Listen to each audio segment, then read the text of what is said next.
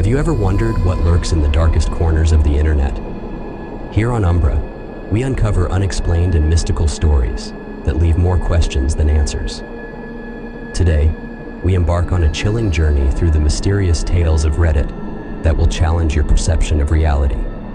Get ready for stories that will send shivers down your spine, and join us in unraveling their secrets.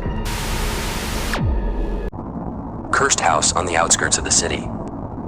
I would like to share with you a story that happened to me in the summer in the city of Burns. Honestly, I'd rather this never happened. So, it was in June when I came to Burns to visit my friend. We were young and thirsty for adventure, and when someone spoke about the cursed house on the outskirts of the city, I immediately became eager to go. Local residents warned us that this house was not standing, especially at night, but naturally this only fueled our interest. One evening, after a couple of beers, my friends and I decided it was time to check out this place. We took lanterns with us and headed towards the house. Abandoned and covered in moss, it looked like no one had lived there for many years. The windows were boarded up and the doors were ripped off their hinges. When we recognized our strength, the air immediately became heavy and cold. We walked through the rooms, illuminating the light with flashlights. In one of the rooms, we found an old family album. The photographs were faded, but in one of them I saw a woman with a sad face. "This is probably the same woman who killed her husband," one of the friends joked, but there was nervousness in his voice. We decided to split up to explore the house faster. I went to the second floor. The stairs creaked underfoot and every step echoed. As I stood up, I thought I heard a whisper. I thought it was the wind or my friends, but the whispering became louder.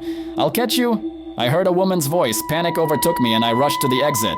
When I returned to my friends, they were gone. I screamed and called them, but no one checked. Suddenly I heard your steps. Turning around, I saw the shadow of a woman in a white dress, and suddenly she touched me and it was burning and I felt pain like a burn. I ran as fast as I could, flew out of the house and rushed to the car. Later I found out that my friends had gone out earlier and decided to play a prank on me by hiding in the bushes. They laughed until I told them about the woman and showed them the burn on my arm. Their faces turned pale. The burn on my hand still hasn't gone away.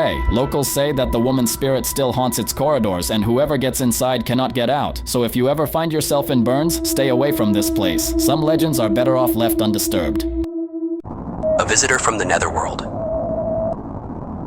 This is one of those stories that is hard to believe happened to me. It all started a few months ago when I decided to have some mystical fun with my friends. We were bored and thought it would be fun to try communicating with the spirits using a Ouija board. I never thought anything would actually happen, but oh boy, I was wrong. So here we are sitting in a dimly lit room with flickering candles, everything is in full swing. We started asking questions, the ones like, "Is anyone here?" and "What is your name?" At first, nothing happened and we were just fooling around until the tablet started moving. We thought one of us was pushing him as a joke, but then he wrote, "Help."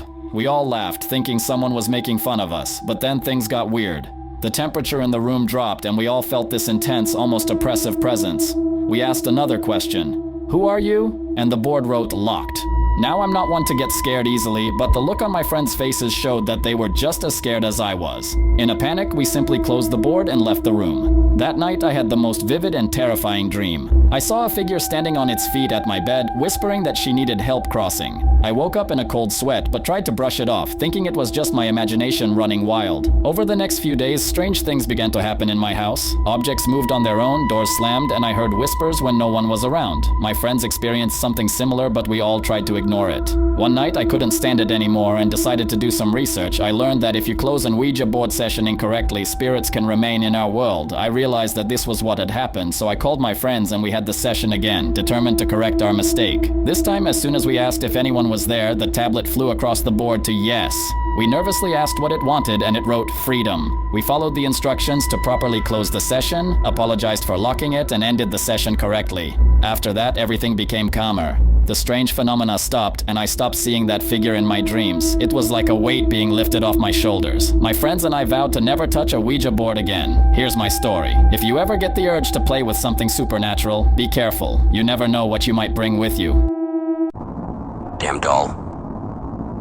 I really need to share this story because I still can't believe this happened. This happened last summer when I was helping my grandmother clear out her old attic. She was moving into a nursing home and needed to get rid of a lot of things. The attic was full of antique stuff, books, clothes, furniture, and various trinkets. But one of these treasures changed my life. In one of the dusty boxes, I found an old porcelain doll. She had large glass eyes that seemed to follow you wherever you went. My grandmother told me that this doll belonged to my great-grandmother and was passed down from generation to generation. I became curious and decided to to take it home as a souvenir. For the first week everything was fine, but then strange things started to happen. The doll started to scare me a little, and I decided to turn its face to a wall. But every morning I found her head turned back towards me as if she was trying to look at me again and again. This happened several nights in a row, and it started to really scare me. One night I woke up and saw that the doll was again facing me, despite the fact that I clearly remembered how I had turned it away before going to bed. I called my parents to show them this, but when they arrived, the doll was turned towards the wall again. My parents laughed at my fantasy and left, but as soon as they left the room, the doll turned its head in my direction again. From that moment on, things began to happen in my house that simply could not be explained. Objects began to move on their own. I heard footsteps in empty rooms, and one day I woke up to the feeling that someone was pulling my leg. It was unbearable. I told my grandmother about everything, and she said that this doll always brought bad luck. My great-grandmother believed it was cursed, but no one wanted to get rid of the family heirloom. We decided that it would be best to bury the doll away from the house and forget about it forever. I buried the doll in the forest, far from home, and since then the strange events have stopped. My life is back to normal, but sometimes at night I still feel like someone is looking at me. I never buy antiques anymore. Take care, friends. Sometimes it's better to leave the past where it belongs, in the past. Thank you for joining us on Umbra, where we explore hidden and mysterious truths. If you enjoyed this video, don't forget to like and subscribe to stay updated on new mystical stories. Share your thoughts and your own unexplained experiences in the comments below. Until next time, remember, the truth is always out there, lurking in the shadows.